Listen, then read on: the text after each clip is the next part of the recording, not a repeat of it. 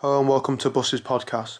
Please remember to subscribe to my channel and follow my Instagram and Facebook pages to find out who my next guest will be and when my next podcast goes live. Thank you. Hello and welcome back to Bussy's podcast. Today I'm joined by Angelo, Giaquinto, who, through talking through family, thought I'd have an interesting story I'd like to share on my podcast. So today how are you? I'm good, how are you? Yeah, I'm good, thank you. Yeah, Good man. Obviously you've grown up in Italy and come over at such a young age. You've had experiences that not many people have had, but how was growing up for you? Growing up in Italy was good.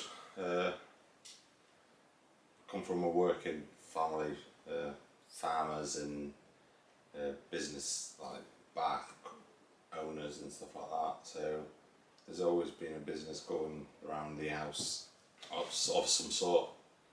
But yeah, it's not been a bad bringing up. And then there's been this big switch coming to England. 16, came over. I came as a holiday first to see family members, and the year after just thought, well, move over there. I was young. For me, it was just a new thing. Didn't expect to be here this long. I didn't expect to, things to go as good as they've been, with all the ups and downs, but yeah, it's been good. So when did the joining the Italian army come into it? Because it's something that everybody has to do over there. Yeah, it's a national service over there at the time when my year, the year I was born, we had to do it. I was 18 when I got the letter call. They called you with a letter about that you have to join it, and we did the paperwork, and we did the paperwork. I joined it as a proper job. Did 3 years instead of the 10 months, and yeah, it was a good experience, amazing experience actually. Is that something because it's what you wanted to do, or was it because of pay, or? No, it intrigued me, the life at the beginning. I didn't want to be, at the time, if I was thinking the normal soldiers that did the national service, they were very low paid, and I wanted to make more of something out of it. I'm glad I did. It was one of the best decision I made, instead of just wasting 10 months in a base that you don't know what you're there for. And because when I did the army, there was a transition between these full-time army service and the 10 months, so it kind of, the national service was coming to an end, so a lot of people wasn't getting called as well as, but yeah, we just did it, talking to friends and family, and we just thought, yeah, it's something interesting I can do. Yeah, and we just enjoyed it. 3 years that I don't think they'll ever repeat again. Yeah. So what side of it did you go into? Was it mechanic? Yeah, I was a recovery tank mechanic, and I've been a translator. I've been a driver for some officials, and spent 9 months in Kosovo, 4.5 months stretch.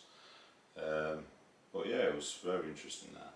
Yeah. How did you feel trusted as a translator? Because Gav on my last podcast, his translator sort of betrayed him. Did you feel like you was trusted as much as you could trust others? I wasn't in probably a situation that it was a full combat thing, so mainly I was translating between my lieutenants and other officials of different NATO associates or NATO allies regiments, like French, Americans, and so being Italian, my lieutenant just thought it would be a good idea to have me there, having a driving experience as well, because I used to drive, people and officials and stuff like that, so they wanted me, someone with, some sort of experience there, and the language just topped it off, so it was good. Yeah, it was good. What was some of the best bits in it? Was it driving tanks, or was there exciting that was? The best bits were patrolling. I did some patrolling, and recovery tanks when you're picking the tank up, that's just broken down in the middle of nowhere. But yeah, it's very interesting, that side of it.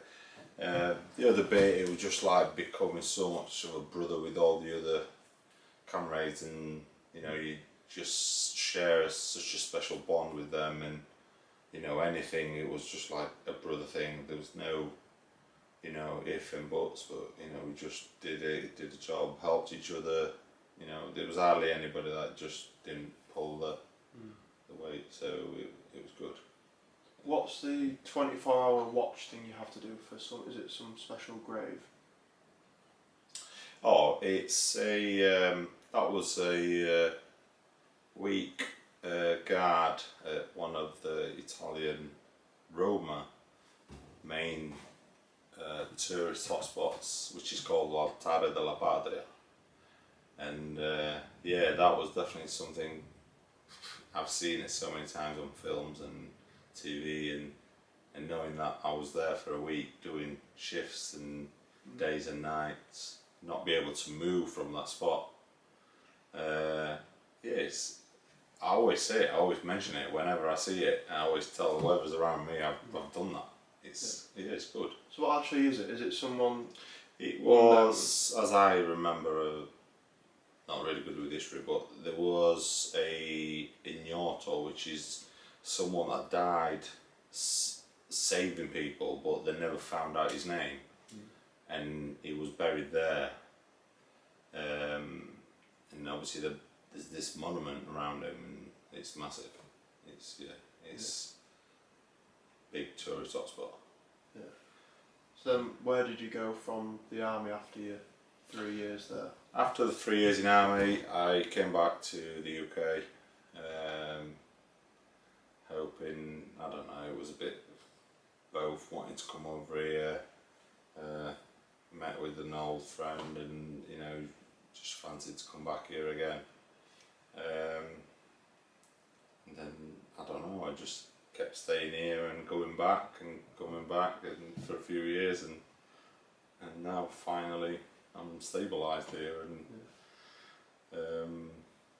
I don't know, it's just it's been a long run, yeah. Then you've brought sort of an Italian side over with your pizza van in between jobs before, and then you had an idea of what was the story, and was it seen in London? Yeah, I used to be a lorry driver, and on one of my journeys or my jobs, I used to go down south near Eastbourne way on, and that's where I saw a pizza van, which is the first time I've ever seen one mobile, and that's where my idea came from, and you know, saved money and started the business, and you know, I've never looked back. It's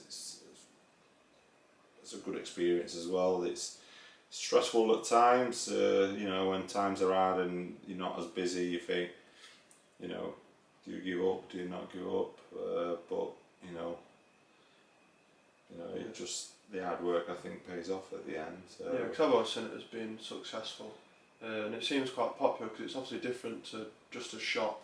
Was that ever an idea, or is it one for the future? It has, the shop, it has been an idea. It is something for the future. At the minute, for the circumstances I'm in, the shop is just in the pipeline, but it's not. It's not the main thing that I want to do. Because I love meeting new customers, going and bringing your service to their villages, their pubs, I don't know, it's, you know, their parties. It's different. I think you instead of you greeting them in your shop, they're greeting you in their village, and sometimes you go into some villages and absolutely you find, you know, some people so nice, it's just, you know, and it makes it worth going there, even if it's further out field, or we have had amazing feedback, and yeah, we just keep doing it, you know, as good as we can, and obviously everything will pay off. Yeah, definitely. Do you think it's so popular because you're the face of it, It's always you in the van, always you serving the customers. Do you? I wish it was. No, it's just I don't know. It's just different, something different. There is a lot of business that do it, but I don't know. It's just I think I might either do it differently, or I've had a good friends that have shared the business pages, but they've shared it for so many years. We're in our 5th year now. And the amount of friends that I've had that have helped us through this journey, it's been amazing. It's just without them, I don't think I would have met half of the people that I keep meeting. And from there it just goes on. You produce good stuff, you get good feedback, and you're gonna have people coming back. That's as simple as any business that you do. But yeah, it's very. It is hard at times. There's a lot of preparation, a lot of admin, there's not just the hours that you do the pizzas and that's it. There's a lot of preparation behind it, and obviously trying to juggle it with the family life with 2 young kids it is more stressful than it was when I didn't have any kids. But yeah, we're getting used to it, and we know how long it takes to get us stuff ready, and so as you go along it gets easier and easier, hopefully anyway. But we've got it under control so far. So yeah, because you have got obviously a big love for food. Everything's always fresh, everything's always proper. But one thing also, you said that you never have chips with pizza. No, I would never have chips with pizza because I was brought up to not have chips with pizzas. Yeah. But yeah, it's something that you don't do it. It's just as simple as like the ham and pineapple. It doesn't happen. It doesn't happen in Italy, and I've never had it. I've seen it on pizzas, but that's as far as it goes, and you can't go that route. I don't want to be disowned by my Italian kind of people. No, but yeah, it's. We have a different pizza that could be a sweet one, and it's doing really well at the minute, so it's on the menu, and but definitely not pineapple or chips. Is the Nutella one popular in Italy then? Is that a normal thing? Yeah, they've had. I got the idea from a pizza shop that I went. It was a small pizza shop, just something that I would like to have. And these guys just offered us the Nutella. It was something new that they've just put on the menu at the time. And I was over there with some English friends watching the Champions League game with Real Madrid, Napoli, Real Madrid. And we went out for a pizza one of the nights, and this pizza offered us a Nutella pizza. They served it in a different way, but I think it just because maybe it was bigger, or it just was like a round thing instead of being rolled, like a trunk kind of stuff. But yeah, it was definitely something that I thought to put on the menu as soon as I got back, and we had amazing feedback on the Nutella rolls, and yeah, we keep getting a lot of good wording for it. Yeah, good. What are your plans for the future then? Are you planning festivals, multiple vans, shops? What's the big idea for the future? My big idea for the future is just getting as further as I can into villages, because they're the people that make it worth going. Events, it's such a big thing when you're just a one-man band kind of thing. It's harder, there's a different.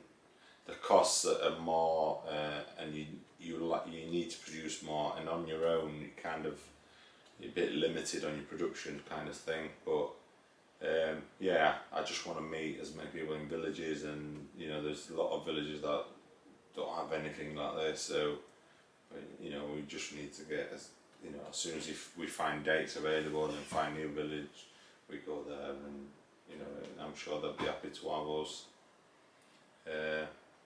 It's just that's my main thing. Private parties, it's another thing. It's just like, it's when you get private parties, that means your business is getting shared. It's getting you know, because people won't have you at a private party unless they've had good feedback from, you know, instead of being to a village, you just go and then you're hoping that you're gonna be busy and people are gonna be happy with your food. And for private parties, it's just a different game. It's just you have to be ready and make sure you do it properly, because it's, you know, they're paid so much money up front. I think gone for everything there. Have we? Have we not? Have we missed it? Yeah, that's fine. I think I've tried to. Thank you very much for coming on today. Cheers. Good luck in the Thank you very future. much. Thank you very much. Thank you so much for watching. For more videos like this, please remember to subscribe to my YouTube channel, and to find out who my future guests will be, please follow my Instagram and my Facebook pages.